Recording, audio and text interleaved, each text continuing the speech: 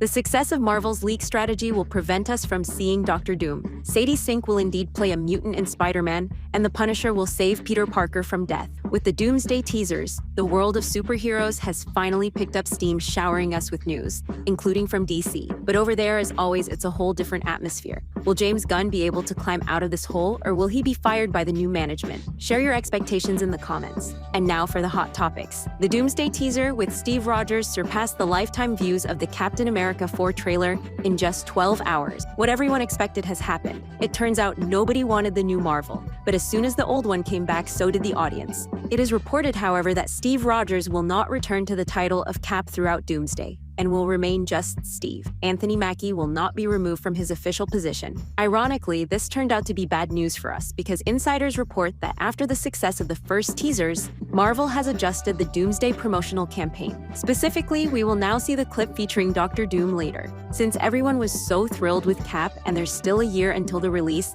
they might as well prolong the excitement, thought Kevin Feige, and pushed back the release of the clip with Downey Jr. The good news is that they've inserted the X-Men in its place. According to insiders, the current schedule is as follows. After the teaser with Thor, a clip with the X-Men is released, then with the Thunderbolts, the Fantastic Four, and Namor. It seems the mutant teaser will show Cyclops, Professor X, and Monica Rambeau. And Marvel also has teasers ready with literally all the key remaining characters. That is Sam Wilson, Shang-Chi, and Falcon. It is reported that the studio is still choosing between the clips and deciding in what order to release them, or whether to release them at all. But it seems the teaser with the X-Men is a definite go, because on the website of the British Board of Film Classification, 3 teasers have currently passed classification for theatrical release. We've seen 2, and the third appears to be the mutants, and the news there is very good. It's reported that the clip will primarily focus on Cyclops as the team leader, something that all of the Fox films frankly lack. Of course, he will be played by James Marsden, and if this is the case, we shouldn't count on Cyclops' early demise. It's unlikely Marvel would put a hero on par with Cap and Thor just to take him out of the game in the first 20 minutes of the film. This means that besides the fight at the X-Mansion, the mutants and specifically Cyclops will have a significant role in Doomsday,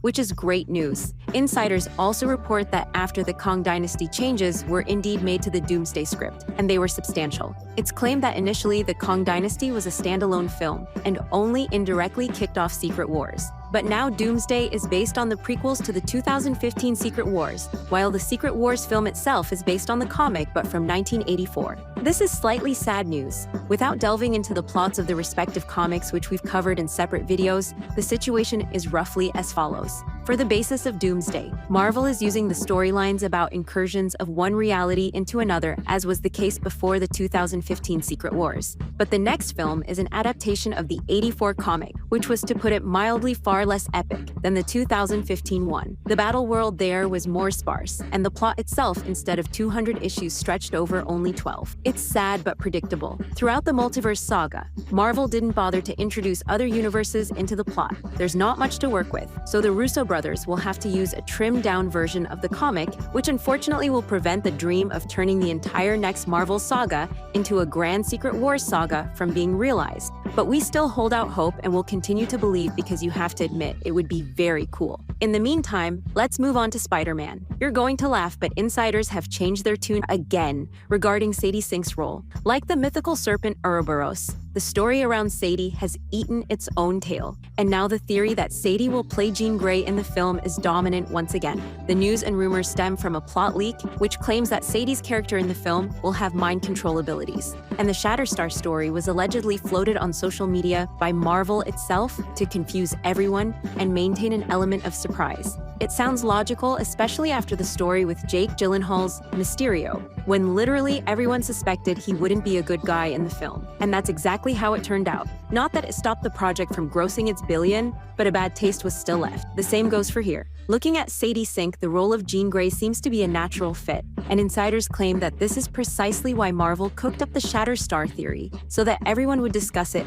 while in reality, it will be Jean. And that is allegedly why the studio didn't bring back either Famke Janssen or Sophie Turner for Doomsday. It will be interesting to see how they handle this. But but it seems Jin in the fourth Spider-Man film won't be all nice and fluffy. It's reported that she is behind the prison escape of Scorpion and other villains. So we'll see Feige's original attempt to make John Gray a villain. And also, according to insiders, we will see an adaptation of the legendary comic book scene where the Punisher carries a dying Spider-Man. In the comics, this happened during the Civil War, when Spider-Man confronted Tony Stark, causing him to flee Stark Tower. But he was caught by S.H.I.E.L.D. agents and shot, forcing Peter to hide in the sewers, where he was found by more bad guys and beaten half to death in his weakened state. Fortunately for Peter, the Punisher arrived on the scene, and for the villains, it all ended with bullets between the eyes. Frank saved Spider-Man's life by bringing him to Captain America's Resistance office for medical help. In the comic, it was provided by Jane Foster, but in the Spider-Man film, it's reported to be Claire Temple, the night nurse from the Daredevil series. The Marvel Universe has been frankly lacking such small but fan-pleasing connections, and one hopes the scene will be in the film. And the film itself, consequently, just as Tom Holland promised, will become much more mature and grim.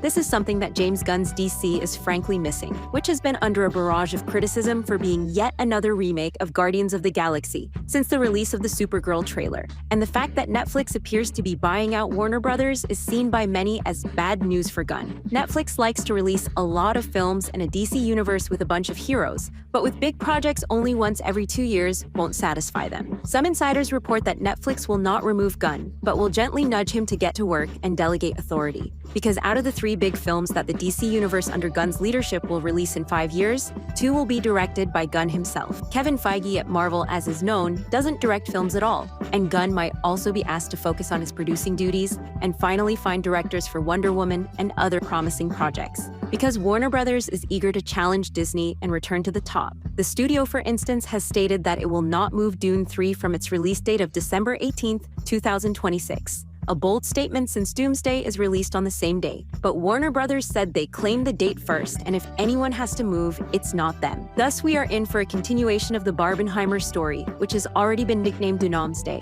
This was even commented on by Simu Liu, the actor who plays Shang-Chi. Here, of course, the outcome is predictable, but if you believe that Dune can pull off a sensation and miraculously win, let us know in the comments. The chances are very slim because Feige plans to hit the nostalgia button hard. After the release of the Doomsday trailer, Jeremy Renner suddenly materialized. He began posting the trailers on his social media as if he were an actor in the film. He also stated that we will most likely see the return of his Hawkeye within a year or 2. Renner said he could have returned earlier, but couldn't agree with Marvel on a salary for the 2nd season of Hawkeye, and his health didn't allow for it. But now Jeremy insists that he is ready, and fans can also prepare for his return. As for us, we'll grumble a bit about the return of Steve Rogers. After all, he is connected to a certain detail that caused controversy back in 2019. When Cap returned the Infinity Stones and stayed with Peggy in the past, even Marvel couldn't answer which past exactly. Did Cap create a separate timeline, or did he somehow travel to the past of the main universe? Screenwriters Christopher Marcus and Stephen McFeely,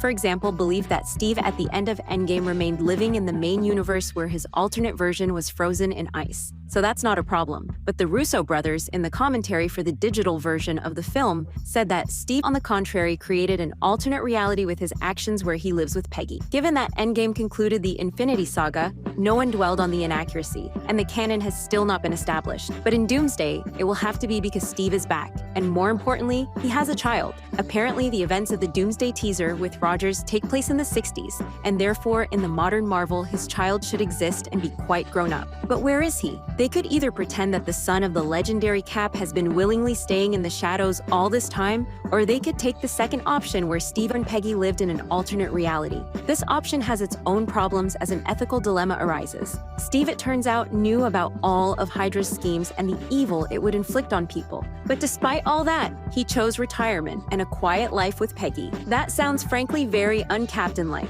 and the Rogers we know would never have done that. But in that case, why didn't the Time Variance Authority deal with him for attempting to change the sacred timeline? In any of the scenarios, there are more questions than answers. We personally lean towards Marvel choosing the first option where Steve and Peggy lived in the past of the main universe. But something needs to be done about his child. And boy, wouldn't it be something if he turned out to be some Uncle Ben or Peter Parker's father. On one hand, you could create a plot twist so good it would make our jaws drop in the theaters. But on the other hand, you could also fail with such a risky idea. What do you think? In which universe did Peggy and Cap live? And how does Marvel plan to handle this? Share your opinion in the comments. But that's all from us for now. Until next time, friends.